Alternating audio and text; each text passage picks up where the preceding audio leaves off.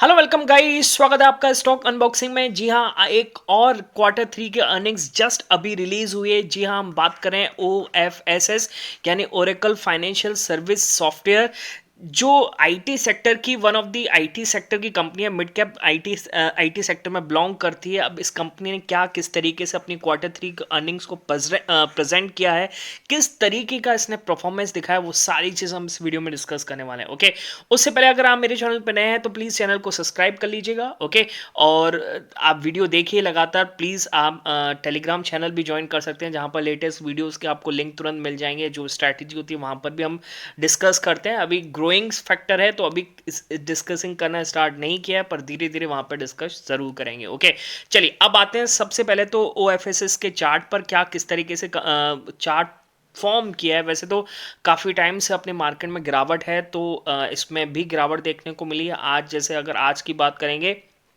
तो कुछ खास इसने परफॉर्म नहीं किया है, और स्लाइटली थोड़ा सा 2% के आसपास, नहीं स्लाइटली नहीं 2% के आसपास में गिरावट देखने को भी मिली है आज के दिन। ओके, बाकी अगर डेली टाइम फ्रेम पर अगर इसका आपको चार्ट दिखाऊं तो अपने हाई से काफ़ी ज़्यादा नीचे आपको दिखेगा। ठीक है, एक बार चार्ट देख लेते हैं इसका फटाफट से। इसने हाई जो लगाया था वो लगाया था इसने 13,000 के ऊपर का। ठीक है, और वहाँ से ये 10,550 के आसपास बना हुआ है। ओके, वैसे तो काफ़ी सेक्टर्स में गिरावट देखने को मिली है, क्योंकि FIS की लगातार सेलिंग है, अपना मार्केट का सेंटीमेंट भी थोड़ा बिगड़ा हुआ है। चलिए अब आते हैं इसकी अर्निंग्स पर, फटाफट से देख लेते हैं और समझ लेते हैं।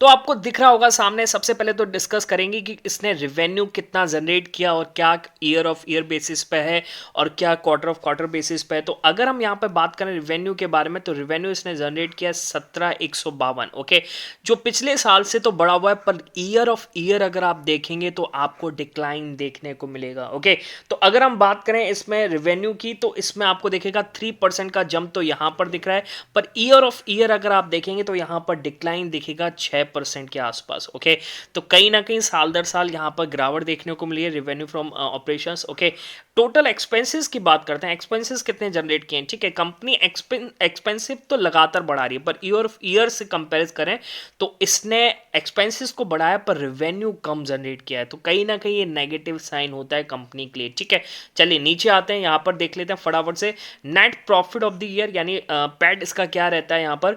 तो 54-13 के आसपास इसने जनरेट किया है दिस क्वार्टर में। ओके, और ये क्वार्टर ऑफ क्वार्टर से कंपेयर करें तो क्वार्टर ऑफ क्वार्टर में डिक्लाइन देखने को मिल रहा है, यानी एक्सपेंसिव बढ़े हुए हैं और साथ के साथ कंपनी प्रॉफिट भी जनरेट नहीं कर रही है। और अगर हम देखें क्वार्टर ऑफ क्वार्टर, इसने जो रेवेन्यू को सॉरी इसने जो प्रॉफिट में लॉस किया वो लगभग लगभग 6% के आसपास का लॉस किया है, और ईयर ऑफ ईयर देखें तो 27% के आसपास डिक्लाइन किया है।